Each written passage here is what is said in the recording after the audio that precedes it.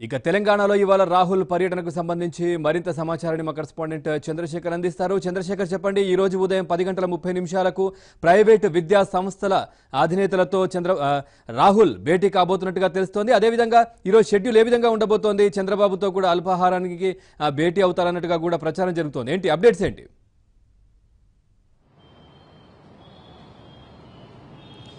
భవన్ నిన్న 11 గంటలకు హైదరాబాద్ చేరుకున్నటువంటి రాహుల్ గాంధీ కొడంగల్ మీటింగ్ హాజరయ్యారు. అనంతరం చంద్రబాబు నాయుడుతో కలిసి ఖమ్మం భారీ బహిరంగ సభకు హాజరయ్యారు. అక్కడి నుంచి బయలుదేరి సనత్ నగర్ రోడ్ షో కూడా హాజరైనటువంటి రాహుల్ గాంధీ నాంపల్లి మీటింగ్ లో కూడా హాజరయ్యారు. అక్కడ 9:20 ప్రాంతంలో మీటింగ్ అయిపోయింది. అనంతరం హోటల్ హరిత ప్లాజా చేరుకున్నారు. ఇక్కడ బస చేశారు. ఈ రోజు ఉదయం మరి కాసేపట్లో పార్క్ హయత్ హోటల్లో చంద్రబాబు నాయుడుతో కూడా మరోసారి అల్పాహార విందులో పాల్గొనబోతున్నారు. అదేవిధంగా పార్క్ హయత్ లో ఉన్నటువంటి బీఎస్పీ అధినేత్రి మాయావతి కూడా పార్క్ హయత్ హోటల్లో ఉండడంతో ఆమెతో కూడా భేటీ అవుతారనేటువంటి అయితే మనకైతే తెలుస్తా ఉంది. ఇక మరోవైపు చూసినట్టయితే రాహుల్ గాంధీ చంద్రబాబు నాయుడుతో భేటీ అనంతరం ఈ శంషాబాద్ లో క్లాసిక్ గార్డెన్ లో జరిగినటువంటి ప్రైవేటు విద్యా సంస్థల యాజమాన్యాలతో ముఖాముఖి కార్యక్రమానికి హాజరవుతున్నారు. వారితో దాదాపుగా 1 అవర్ ఇంటరాక్ట్ అవుతారు. అనంతరం అక్కడి నుంచి బయలుదేరి తర్వాత భూపాలపల్లి బహిరంగ సభకు కూడా హాజరవుతారు. భూపాలపల్లి బహిరంగ సభకు సంబంధించి ఆ చుట్టుపక్కల ఉన్నటువంటి మూలుగురు నియోజకవర్గము, తర్వాత పరకాల నియోజకవర్గం, తదితర నియోజకవర్గాలకు సంబంధించి మొత్తం బహిరంగ సభను భూపాలపల్లి ఏర్పాటు చేశారు. భూపాలపల్లి సభలో పాల్గొని ప్రసంగించిన అనంతరం అక్కడి నుంచి నిజామాబాద్ జిల్లా ఆర్మూర్ బహిరంగ సభకు కూడా రాహుల్ గాంధీ హాజరవుతారు. అనంతరం అక్కడి నుంచి బయలుదేరి రంగారెడ్డి జిల్లా పరిగిలో కూడా భారీ బహిరంగ సభను ఏర్పాటు చేశారు. పరిగి బహిరంగ సభలో పాల్గొని అక్కడ కాంగ్రెస్ కార్యకర్తలు ప్రజలను ఉద్దేశించి కూడా ప్రసంగిస్తారు. అనంతరం బయలుదేరి రాహుల్ గాంధీ అక్కడి నుంచి చేవెళ్ల కూడా బహిరంగ సభ ఉంది. అయితే చేవెళ్ల బహిరంగ సభ పాల్గొనే అవకాశాలు కనబడడం లేదు.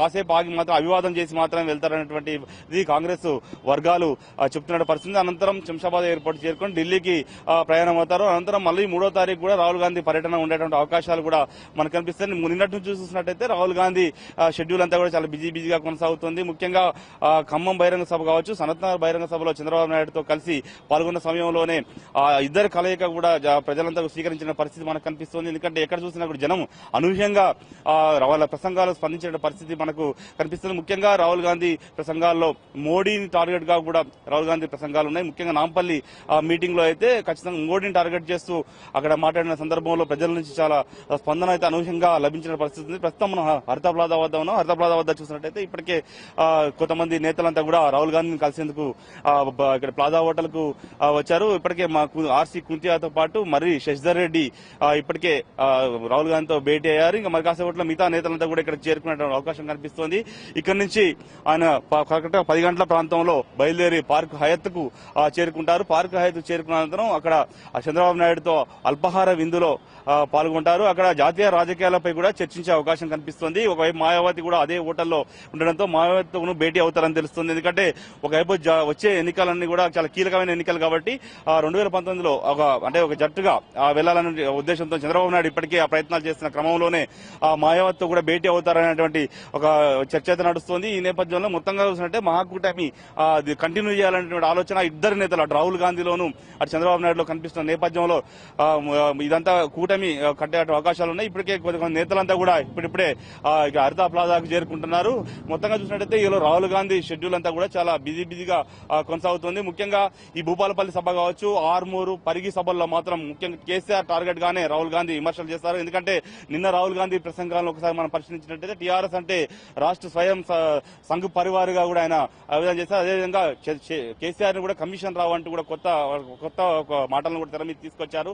మొత్తం టోటల్ గా చూసినట్టయితే రాహుల్ గాంధీ ప్రసంగం మొత్తం కూడా కేసీఆర్ టార్గెట్ గానే, టీఆర్ఎస్ టార్గెట్ గానే ఉండబోతుంది. ఎందుకంటే అదేవిధంగా మోడీ టార్గెట్ గా కూడా రాహుల్ గాంధీ ఇవాళ స్పీచ్లు ఉండబోతున్నాయి. ఎందుకంటే మొత్తంగా ఈ రోజు ఉన్నటువంటి బహిరంగ సభలన్నీ కూడా దాదాపుగా ఉత్తర తెలంగాణలో ఉన్నటువంటి బహిరంగ సభలు భూపాలపల్లి కావచ్చు, అదేవిధంగా ఆర్మూర్ సభ కావచ్చు, ఈ రెండు ఉత్తర తెలంగాణలో ఉన్నాయి కాబట్టి అక్కడ ఉన్నటువంటి ప్రజలను ఉత్తేజపరిచేలా కూడా రాహుల్ ప్రసంగాలు ఉండబోతున్నాయని చెప్పి పార్టీ వర్గాలు చెప్తున్నాయి. పవన్, రాహుల్ అదేవిధంగా చంద్రబాబు ఇద్దరు రోడ్ షోలతో బిజీగా గడపనున్నారు. మరి ఎక్కడైనా మీటింగ్లో ఇద్దరు ఒకే వేదికను పంచుకునే అవకాశం ఉందంటారా ఈరోజు ఏమైనా?